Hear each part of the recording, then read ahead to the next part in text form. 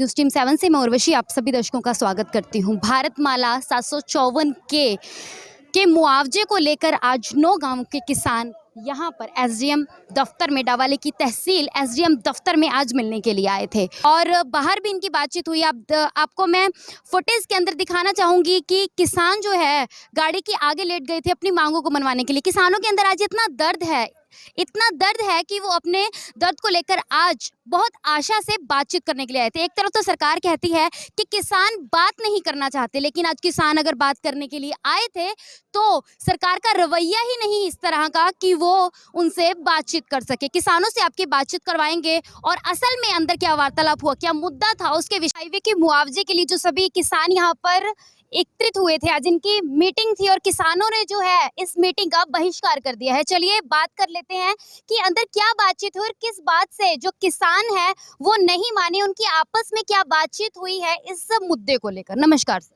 नमस्कार सर, आज के जो विषय उसके बारे में बताएं।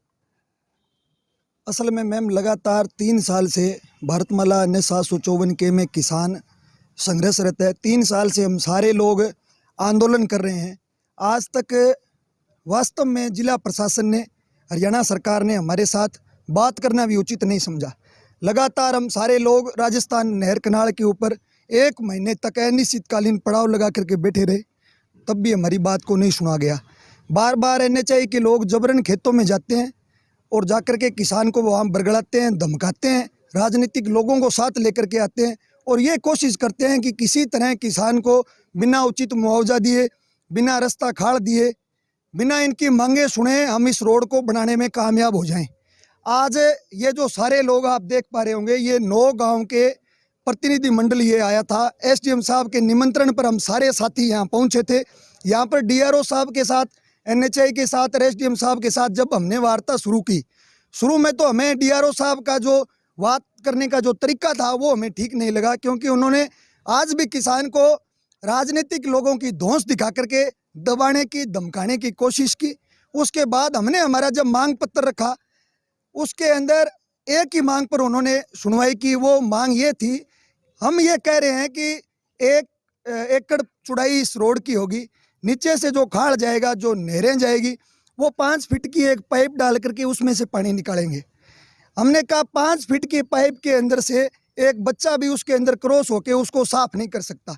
अचानक रात को नहर आती है, किसान की रात को 2 बजे पानी की बारी है, उसके अंदर अगर किसी प्रकार का कोई कचरा आ जाए, हमारा पानी रुक जाए, किसान 5 फीट की पाइप में से क्रॉस होके उसको कैसे साफ करेगा। इन्होंने कहा एनएचआई के लोग आकर के साफ करेंगे। हम ये पूछना चाहते हैं, क्या ये बात संभव है? रात को 2 बजे एनएचआई के लोग आकर के उस खाड़ को, उस नहर को साफ कर सकते हैं? उसी मुद्दे पर, उसी एक सवाल पर इन्होंने हमारी बात को सुना। उसके बाद हमारी वार्ता विफल हो गई, क्योंकि हमारी जो मांगे हैं वो ना तो एसडीएम साहब के, ना डीआरओ साहब के, यहाँ के शासन प्रशासन के वो अधिकार क्षेत्र में नहीं आती। हमारी जो मांगे हैं वो राज्य व केंद्र की सरकार पूरी कर सकती है। वहाँ तक हम आज तक पहुँचे ही नहीं। 3 साल से किसान यहाँ लड़ रहा, 3 साल से किसान यहाँ मर रहा है। उनको लाठी डंडे दिखा करके ये ज़मीन छीनना चाहते हैं, वो किसी भी सूरत में ये लोग कामयाब नहीं हो सकते। आज की हमारी वार्ता विफल हो गई। आगे से हम किसान साथी यहाँ उपखंड कार्यालय के अंदर नहीं, मुझे क्या बात पता नहीं, क्या वो उसमें जो मुझे नहीं पता इनका क्या कह रहे हैं। मुझे नहीं पता क्या कह रहे हैं। ये तो पर राजनीतिक लोग हैं, हम राजनीति थोड़ा करते हैं। नहीं, हमें नहीं पता क्या कह रहे, पता नहीं क्या कह रहे। चलो भाई,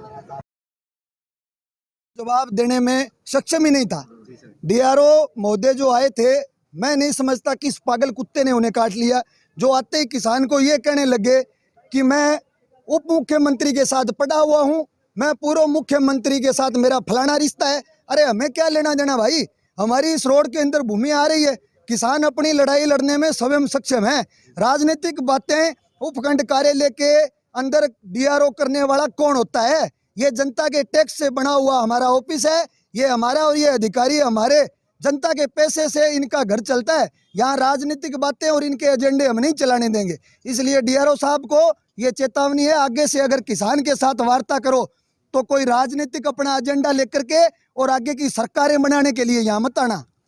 थैंक यू सर।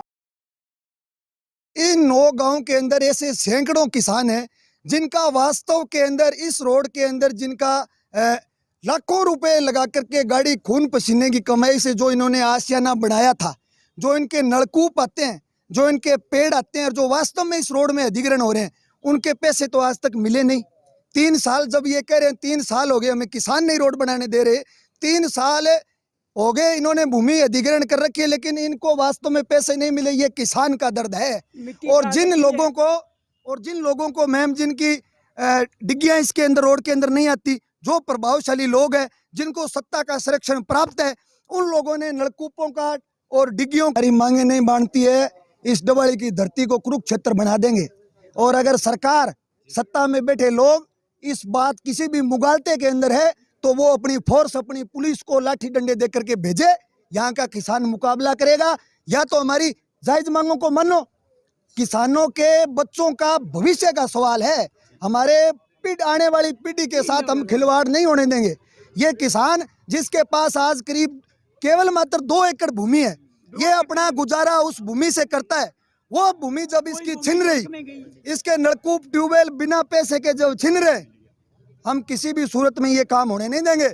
और जिनकी भूमि आ रही है उनको चलो ये जो भी मुआवजा दे रहे हैं, लेकिन जिनकी भूमि नहीं आ रही, लिंक रोड भी नहीं मिल रहा, लिंक रोड भी किसानों को बराबर नहीं मिल रहे, किसानों के जो कई टुकड़े हो गए वो भूमि एनकमांड हो जाएगी। इनकी बहुत बड़ी एक साजिश है। उन भूमि के टुकड़ों को एनकमांड करके ये प्रभावशाली लोग किसान से वो भूमि हड़पेंगे। कहा जिनकी रोड से 1 एकड़ दूर है उन्होंने मुआवजा उठा लिया। डीआरओ से जो आपकी बातचीत हुई है उसके बीच में कहीं भी आपको लगा कि वो आपसे जो सुलह करना चाहते हैं? सुलह तब होता है जी जब आपस में रजामंदी तब होती है जब आपस में कुछ ले दे के हो जाए। लेकिन इन्होंने तो सीधा डाका डाल दिया हमारी ज़मीनों पर। मैं अपनी पर्सनल व्यक्तिगत एक बात बता रहा हूँ। वैसे तो सभी की यह दर्द सभी का है, लेकिन मैं बता रहा हूँ कि मेरे पास 4 एकड़ ज़मीन है साहब, 3 हिस्सों में बंट गई। 2 एकड़ मेरी ज़मीन इस रोड में आ गई NSI में। और अब क्या है कि 2 एकड़ जो बच गई ज़मीन है उसको रास्ता नहीं है। तो मैंने SDM साहब से कहा कि साहब आप आ तो गए, रास्ता दे दोगे क्या? बोले रास्ता दे देंगे। मैं कहा पीछे तो जो नाथवाना गांव है लूणकरण के पास और गोड़ू बज्जू जो गांव है वहाँ पर तो आपने बंद कर दिया, रास्ता उनको मिल नहीं रहा। अब भी वो लोग बैठे हैं इंतज़ार कर रहे हैं भी हमें कुछ पुल देंगे तो हम नीचे से गुजर जाएंगे। तो वो इस प्रकार से आप कहाँ से दे दोगे?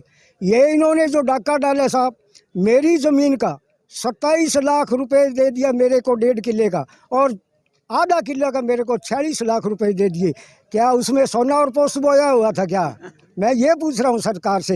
ये जो डाका डाल रहे हैं अधिकारी बड़े कर्मचारी, ये जो है बड़े बड़े अपने आकाओं से मिलके ये बात कर रहे हैं और ये सोचते हैं भी इनको कुछ ना दें, लेकिन ज़मींदार है, हमारी ज़मीन जा रही है साहब।